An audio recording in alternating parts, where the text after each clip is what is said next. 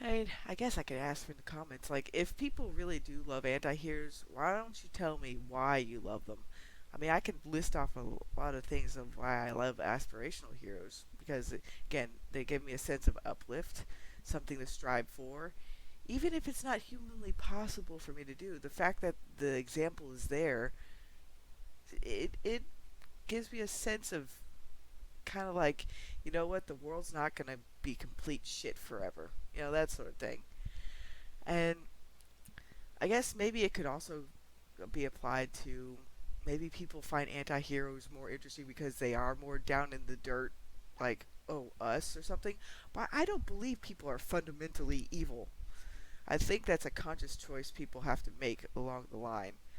And, you know, we need more examples of non anti hero stuff. You know, we need to get back to the basics and provide traditional heroic mindsets.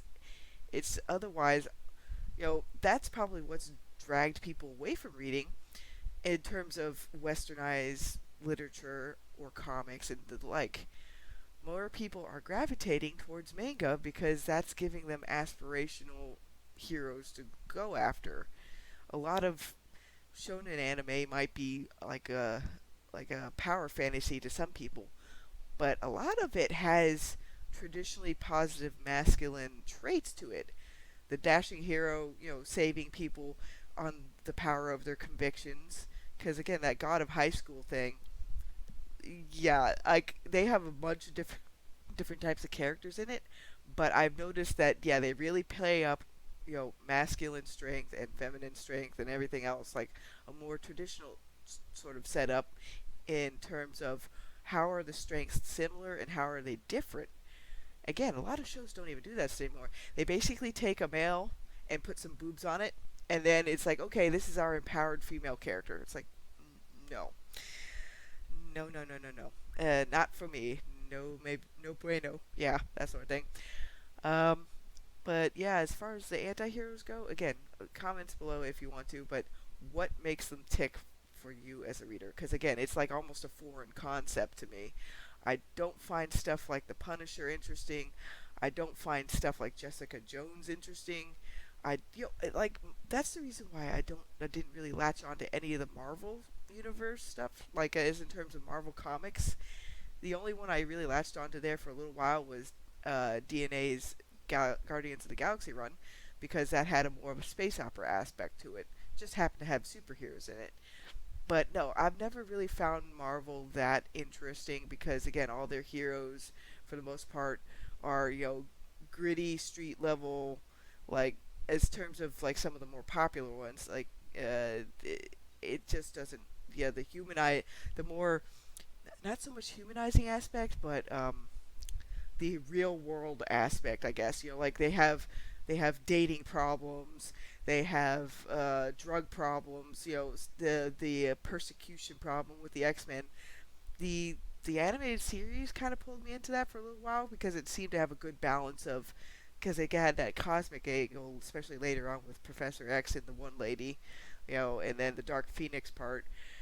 But again, I've noticed like even with Marvel stuff, that what'll draw me in a little bit more is if it has a cosmic element.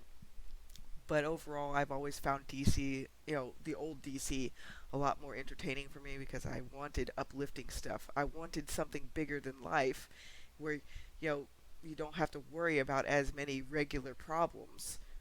Because again, like Marvel is regular problems intermixed with superhero work.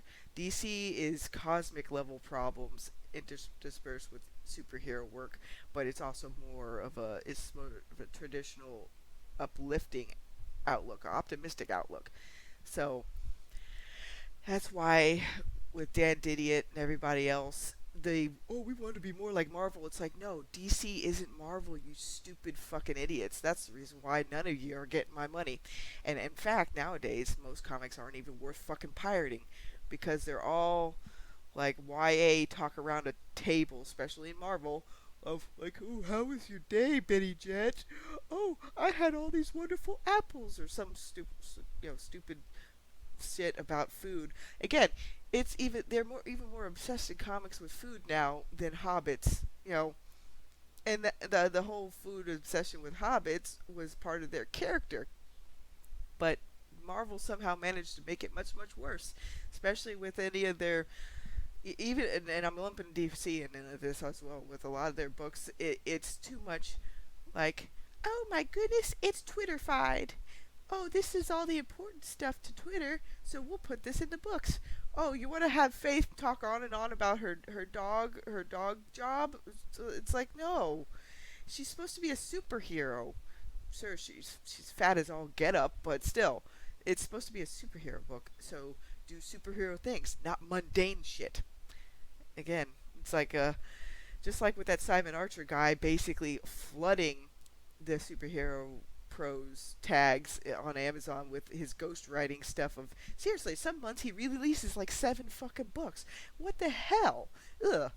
But yeah, I guess I'm getting a little bit more off track here. Back to the anti-villains and well, not anti-villains, but the anti-heroes. Because man, there's uh, see, shit. I guess I just want more of them. If you're gonna do a villain arc, have it more like Xena, where she truly becomes a hero in the end.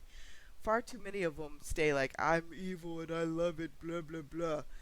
It's like boring. Pass. Especially, oh, when people love to subvert it, where um, the, the hero, the good guy, is actually a megalomaniac. You know, like that one book was setting up. It's like, oh god, like really, and all the average people have to survive the hero's insanity and all that crap. It's like, nope, I'm tired of that subversion too. Really tired. Oh god, I really wish there was a way to get more stuff that I like to the forefront. Uh, but sadly, just like with grief merchanting on YouTube's, it, a lot of outrage clicks are easier to get than anything else, really. Which I guess sadly is a nature part of the nature of humankind. We have a tendency to look more at the flashing lights and the overall um, circus level of it all. When some sort of big thing happens, it just spirals to where it's like people start using grief stuff to make political points or other things, and that's just as annoying to me. Ugh. But yeah, I guess I'll do a quick part 3, and I'll really try to focus on like what I don't like about anti-heroes, because all this stuff is pretty much off the cuff. But I figured if I do things this way, it'll give me good practice. So see you guys in part 3.